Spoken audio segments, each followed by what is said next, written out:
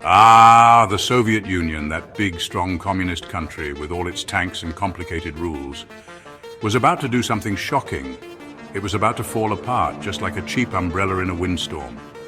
For many years, the USSR was like the poster child for communism. It was so big it covered 11 time zones. It had enough nuclear weapons to make you cry. It even sent the first man, Yuri Gagarin, into space. You'd think a country that could shoot a guy into space could figure out how to put food in the stores, but nope. The Soviet Union was like that friend who comes over and just makes everything awkward.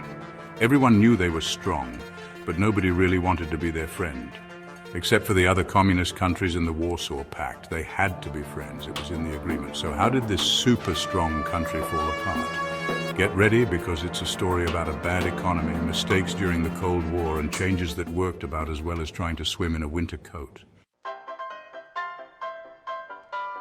Let's talk about the Soviet economy. Imagine a restaurant where they only serve one thing, borscht, and not even good borscht. Cold, watery borscht. That's what it was like trying to buy anything in the Soviet Union. You see, the Soviet Union had this great idea called central planning.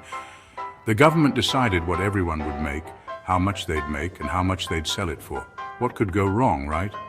Well, a lot went wrong. Without any competition or new ideas, the economy was stuck. Empty shelves were as common as pigeons in the park. And the quality of the products?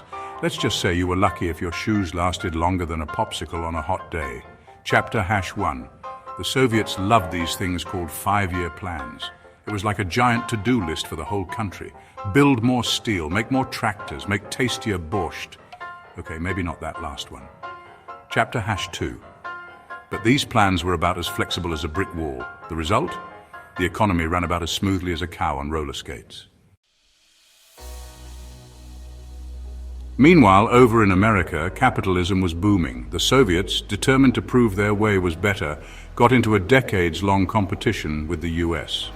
This was the Cold War, and it was like a really intense game of who can be better, except instead of cool toys and swimming pools, they were competing with nuclear bombs and spaceships. Now, I'm no expert, but I'm pretty sure building enough nukes to destroy the world 100 times over isn't good for your bank account. But the Soviets were determined to keep up with the US, even if it meant their own people had to wait in line for toilet paper.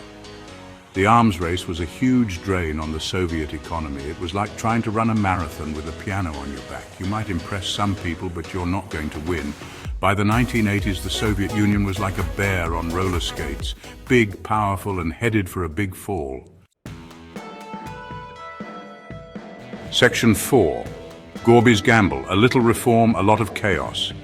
Gorbachev. Enter Mikhail Gorbachev, the last leader of the Soviet Union. He was young, well, kind of. He had a funky birthmark on his forehead, and he wanted to change everything. Gorbachev introduced 2 big reforms, glasnost and perestroika. Glasnost was like opening all the windows after decades of stuffy air. People could finally speak their minds, criticize the government, and tell jokes that weren't about tractors. Perestroika was supposed to fix the economy. It was like trying to fix a broken-down car by giving it a new paint job. It looked better on the outside, but under the hood, it was still a mess. The problem was, Gorbachev's reforms were like trying to stop a runaway train with a fly swatter. They were good ideas, but they caused problems he couldn't control. Section 5, from Union to Untied, the republics break free. Remember those Soviet republics I mentioned? They were like roommates who never do the dishes and always eat your food. They'd put up with it for a while, but eventually they wanted to move out. And that's exactly what they did. With the Soviet Union getting weaker, the republics wanted more freedom. Lithuania, Latvia, Estonia, they all wanted out. It was like a game of Jenga, with each republic pulling a block out of the tower until the whole thing crashed down. On December 26, 1991, the Soviet Union officially broke up, ending over 70 years of communist rule. The world was shocked as a superpower crumbled like a stale cookie. And so the Soviet Union, that giant empire, that champion of communism, was history. It showed the dangers of a government-controlled economy, the problems with spending too much on weapons, and how important it is to listen to your republics, or, just let them do their own thing. And now that you have come so far, try not to make the same mistakes that the Soviets made, and make sure to like and share this video. Also subscribe for more such content every day.